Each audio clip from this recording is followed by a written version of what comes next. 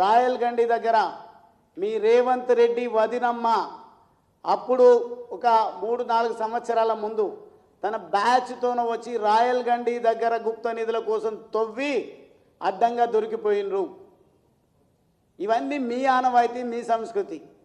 గువ్వల బాలరాజ్ ఎట్టి పరిస్థితుల్లో ప్రజాధనాన్ని లూటీ చేయడం కోసమో లేదంటే రాజకీయాలను వాడుకొని ఎదగడం కోసమో ఏ రోజు కూడా ప్రయత్నం చేయడు. మీరు అంటున్నారు కదా పదే పదే గుంపు మేస్త్రి కూడా. ఎస్, నేను ఒక సామాన్య మేస్త్రి, గుంపు మేస్త్రి కూడా కాదు, ఒక వలస కూలి కడుపులో పుట్టిన అసలు సిసలైనటువంటి మీ గుంపు మేస్త్రి ముఖ్యమంత్రి ఈరోజు అక్షరాలు నేర్చుకోవడానికి హార్వర్డ్ యూనివర్సిటీకి వెళ్ళిండని సమాచారం వస్తూ ఉంది. కానీ 3 రోజుల నుంచి ఎక్కడున్నాడో ఎవరికి తెలియదు అని అంటున్నారు. ఆయన ఎక్కడ గుప్త నిధులు తవ్వడానికి వెళ్ళినారో, ఎక్కడ అక్రమ ఆర్జనకు పాల్పడుతూ ఉన్నారో తెలియదు. దాని గురించి సమాధానం చెప్పండి. అదేవిధంగా మేము చాలా వరకు పెట్టినాం సిబిఎం ట్రస్ట్ ద్వారా అని చెప్పేసి.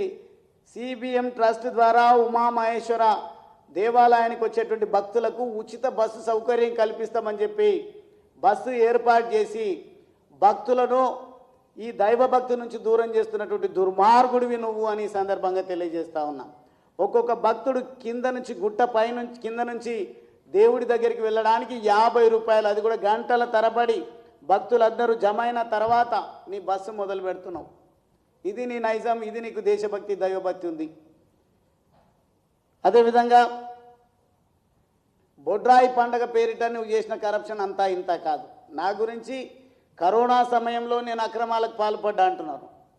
దమ్ముంటే నేను కరోనా సమయంలో ఖర్చు పెట్టింది, గ్రామాలలో పర్యటించింది, ప్రజలకు నిత్యావసర వస్తువులను సరఫరా చేసింది, దాతలు ఒక గొప్ప సేవాభావం కలిగినటువంటి వాళ్ళు చేసిన సహాయం తప్పిస్తే నువ్వు కానీ నీ కాంగ్రెస్ పార్టీ కానీ పార్టీలకు అతీతంగా మనం ప్రజలను ఆదుకుందాము అని చెప్పేసి మాట్లాడితే ఏ ఒక్కరోజు కూడా రాలేదు. కానీ ఈరోజు నన్ను చర్చలకు పిలుస్తున్నావు.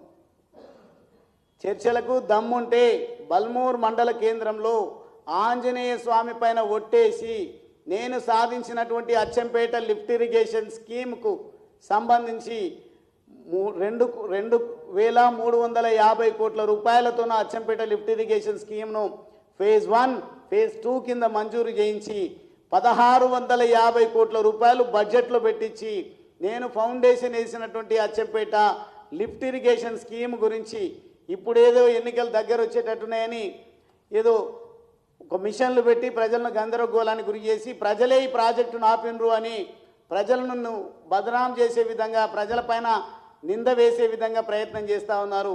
కానీ హనుమంతుడు వదులుతాడేమో కానీ దేవుడు కాబట్టి ఓటర్ దేవుళ్ళు మాత్రం నిన్ను ఉపేక్షించరు. ఖచ్చితంగా రాజకీయంగా నిన్ను పాతరేస్తారు అని ఈ సందర్భంగా వంశీకృష్ణ గారికి నేను తెలియజేస్తా ఉన్నా. అదేవిధంగా నేను అసలు సిసలైన డాక్టర్ను అని చెప్పేసి మాట్లాడుతున్నాను. నీ దుర్మార్గాలు, నీ అవివేకం వల్ల, నీ పోకడల వల్ల అచ్చంపేట 100 పడకల ఆసుపత్రి నేను నిర్మించినది. ఆ ఆసుపత్రిలో క్యాంప్ అని పెట్టి దాంట్లో క్యాంపులో ఒకరిద్దరు చనిపోయినట్టుగా కూడా మాకు సమాచారం ఉంది. దాన్ని దాచిపెట్టడం కోసం ఎంత పైరవీలు చేసినావో, నీ అవివేకం ఏందో, నువ్వు ఏం పనికిరాని డాక్టర్వో ప్రజలందరికీ కూడా తెలుసు. నాకు డాక్టరేట్ లాలో ఉంది, కావాలంటే ఉస్మానియా యూనివర్సిటీకి వెళ్ళి సమాచారాన్ని తెప్పించుకోండి. అదేవిధంగా సేవాలాల్ మహారాజ్ విగ్రహం పైన కూడా ఈరోజు బంజారాలను నేనేదో హక్కును చేర్చుకున్నట్టుగా చేస్తే ఓట్లు వేస్తారని అనుకుంటున్నావు. నీకంటే నాకంటే మన అచ్చంపేటలో ఉన్నటువంటి బంజారా సోదర సోదరిమణులు బాగా చదువుకున్నారు, అవగాహన ఉంది, కష్టాల కడలి నుంచి వచ్చిండ్రు. ఈరోజు ఏ రంగంలో చూసినా తమదైన శైలిలో దూసుకుపోతూ ఉన్నారు. వాళ్ళను మోసం చేయడం నీ జేజమ్మ తరం కాదు, నీ రేవంత్ రెడ్డి తరం కూడా కాదు అని తెలియజేస్తా ఉన్నా. ఎందుకు పెట్టొద్దు? సేవాలాల్ మహారాజ్ విగ్రహాన్ని దేవరకొండ అచ్చంపేటకు ముఖద్వారంగా, నీ ఊరికి ఒక ముఖద్వారం కట్టుకుంటున్నావు కదా రేవంత్ రెడ్డి గారు, అదే స్థలంలో మహనీయుడు సేవాలాల్ మహారాజ్ విగ్రహాన్ని అక్కడ పెట్టండి. నేను కేటాయించినటువంటి అచ్చంపేట మార్కాండేయ స్వామి టెంపుల్ దగ్గర ఉన్నటువంటి ప్రభుత్వ స్థలాన్ని నేను అఫీషియల్గా సేవాలాల్ మహారాజ్ విగ్రహ నిర్మాణం, గుడి నిర్మాణం కోసం స్థలం కేటాయించిన, నిధులు కేటాయించిన, అక్కడ కట్టియండి. దమ్ముంటే నిజంగా బంజారాల పైన సేవాలాల్ మహారాజ్ పైన మీకు ప్రేమ భక్తి ఉంటే కనుక అక్కడ కట్టి చూపించండి.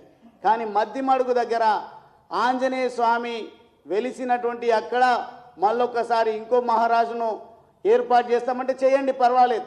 కానీ అక్కడ ఉన్నటువంటి పేదల భూములను లాక్కుంటాం, వాళ్ళను నిర్వాసితులను చేస్తాం, అక్కడ సేవాలాల్ మహారాజ్ విగ్రహాన్ని పెట్టి కాంట్రవర్సీ చేస్తామంటే మాత్రం చూస్తూ ఊరుకునేదే లేదు.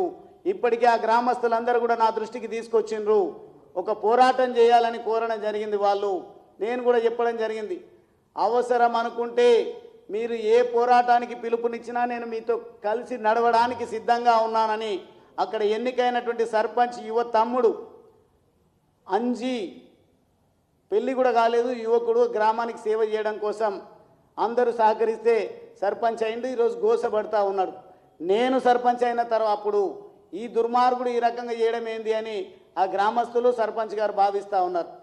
మీకు ఒకవేళ చిత్తశుద్ధి ఉంటే అక్కడ రేవంత్ రెడ్డి గారి మళ్ళీ గురువు అనాలనా, లేకుంటే శిష్యుడు అనాలనా, లేకుంటే సహచరుడు అనాలనా, చంద్రబాబు నాయుడు గారు ఆంధ్రప్రదేశ్కు ముఖ్యమంత్రి ఉన్నారు, ఇక్కడనే పుట్టినా ఇక్కడనే చేస్తా అంటున్నటువంటి రేవంత్ రెడ్డి గారు ముఖ్యమంత్రిగా ఈ రాష్ట్రానికి పాలన కొనసాగిస్తూ ఉన్నారు. ఇద్దరు కలిసి మద్దిమడుగు దేవాలయం దగ్గర కృష్ణా రివర్ పైన వంతెన నిర్మించండి.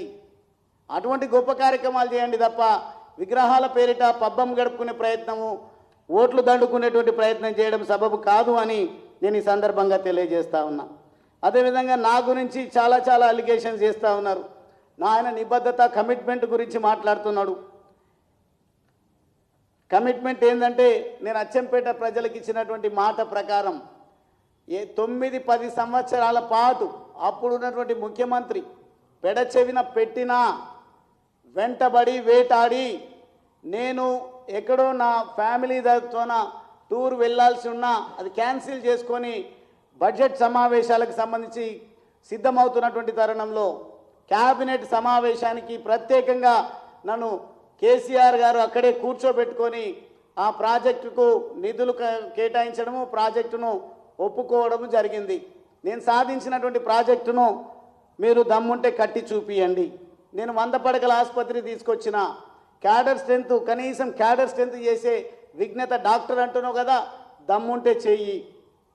అదేవిధంగా ఎన్టీఆర్ మినీ స్టేడియానికి కూడా ఇంటర్నేషనల్ స్థాయిలో ఆ స్టేడియం నిర్మాణం జరగాలనే ఉద్దేశంతోన దాదాపుగా నేను 10 కోట్ల రూపాయలు నిధులు కేటాయిస్తే అది కూడా SDF స్పెషల్ డెవలప్మెంట్ ఫండ్ ద్వారా నేను నిధులు కేటాయించిన దానికి 2 సంవత్సరాలు గడిచిపోయింది. ఇప్పటికి కూడా స్టేడియానికి నిర్మాణానికి పూనుకోలేదు, కానీ స్టేడియం పేరు మార్చడానికి ప్రయత్నం చేస్తారు. కేంద్ర ప్రభుత్వము VBG రామ్జీ అని పేరు పెట్టినంత మాత్రాన రాముడి పేరు ఎట్లుంటుంది అని ఈ ఉపాధి హామీ పథకం పేరు మీద రచ్చ చేస్తున్నారు. ఈ పేర్లు మీరు మారుస్తేనేమో అట్లుంటుంది, మేము దీన్ని వేరే సెన్స్లో స్ట్రెంథన్ చేయాలనే ఆలోచనతోన కేంద్ర ప్రభుత్వము మరో పేరు పెట్టి అద్భుతమైనటువంటి 100 రోజుల పథకాన్ని 125 రోజులు కూలీ దినాలు కల్పించాలనే ఆలోచనతోన ప్రయత్నం చేస్తూ ఉంటే దానిపైన కూడా మీ పార్టీ కాంట్రవర్సీ చేస్తూ ఉంటుంది. మీకేమైనా దమ్ము, ధైర్యం ఉంటే, నిబద్ధత ఉంటే నేను సాధించినటువంటి అచ్చంపేటలో integrated vegetable market, veg and non veg మార్కెట్ను 4.5 కోట్లతోనే నేను నిధులు కేటాయించడమే కాకుండా ఇరిగేషన్ శాఖకు సంబంధించినటువంటి ఆఫీస్ కార్యాలయాన్ని అక్కడి నుంచి షిఫ్ట్ చేయించి అక్కడ ఉన్నటువంటి స్థలంలో అద్భుతమైనటువంటి ఇంటిగ్రేటెడ్ మార్కెట్ను నిర్మించాలని అనుకుంటే ఇప్పటి వరకు కూడా దాని విషయంలో అతిగతి లేదు. ఇచ్చినటువంటి హామీలను నెరవేర్చుకుంటూ నిధులు కేటాయించి నేను వస్తే ప్రజలు మీరిచ్చినటువంటి అలవి కానీ హామీలకు మోసపోయి మీకు ఓట్లు వేసినటువంటి కారణంగా 2 సంవత్సరాలు గడిచినా మీరేం చేయట్లేరు. కానీ నా గురించి విమర్శలు చేసేటువంటి స్థాయికి వచ్చిండు వంశీకృష్ణ. ఉల్టా నీకు అక్కడ స్థాయి ఏడుద్ది అని అంటున్నావు. నీకంటే వయసులో చాలా చిన్నవాడిని అయినా 2 సార్లు ఆ నియోజకవర్గంలో నేనే లోకల్, నేనే ఎక్కడే పుట్టినా ఇక్కడనే చేస్తా అన్నటువంటి నువ్వు నా గురించి విమర్శలు చేయడానికి ఏమాత్రం నీకు అర్హత లేదు అని మీరు మాట్లాడిన అన్నిటి విషయాలను ఖండిస్తూ మరొకసారి నోరు జారి మాట్లాడి ఎట్లా అడుగు పెడతాడో చూస్తా, అడుగు పెట్టనీయము అంటే బిడ్డాని తాటాకు చప్పుళ్లకు భయపడే వాళ్ళు ఇక్కడ ఎవరు లేరు.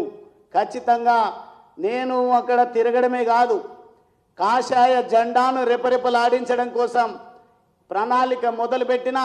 మొన్ననే లత్తీపూర్ గ్రామంలో మా మూన్యా నాయక్ అని మా మిత్రుడు సర్పంచ్గా గెలిచిండు, ఉప సర్పంచ్గా కూడా మా వాళ్ళే గెలిచిండ్రు. అంటే మా వాళ్ళంటే నేను గతంలో ఉన్నటువంటి పార్టీ నుంచి గెలిచిండ్రు. ఆ పార్టీ వాళ్ళకి సహకారం అందించలేదు. నేను మాత్రం అక్కడ మా బీజేపీ పార్టీ నాయకులను పోటీలో నిలపకుండా, ఇది పార్టీ గుర్తు కాదు కాబట్టి వారు అడిగినారు కాబట్టి ఇన్ని రోజులు మేము వెంబడి నడిచినాం కాబట్టి మమ్మల్ని సర్పంచ్ కానివ్వండి అంటే అటువంటి వాళ్లకు ఎంతోమందికి నేను సహకరించినందుకు వాళ్ళు గెలిచిండ్రు. వాళ్ళ నిబద్ధతను చాటుతూ ఉన్నారు. మొదలైంది చేరికల పరంపర. ఖచ్చితంగా అచ్చంపేట గడ్డపైన కాషాయ జెండా ఎగరవేసేటువంటి కార్యాచరణ రూపొందించినాం. నువ్వు కాదు కదా, నీ రేవంత్ రెడ్డి వచ్చినా కానీ అచ్చంపేట నల్లమల్లలో కాషాయాన్ని అడ్డుకునే దమ్ము ఎవడికి కూడా లేదు అని ఈ సందర్భంగా హెచ్చరిక చేస్తా ఉన్నా.